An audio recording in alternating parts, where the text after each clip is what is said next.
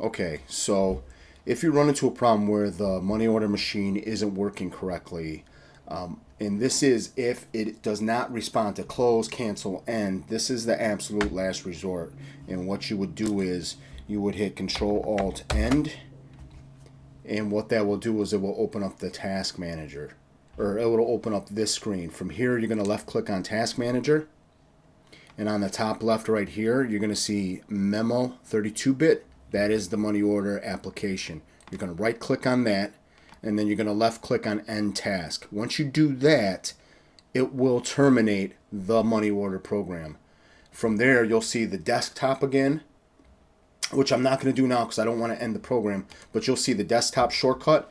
You double left click on it, and then this program will pop back in. You sign on, and then you should be good to go.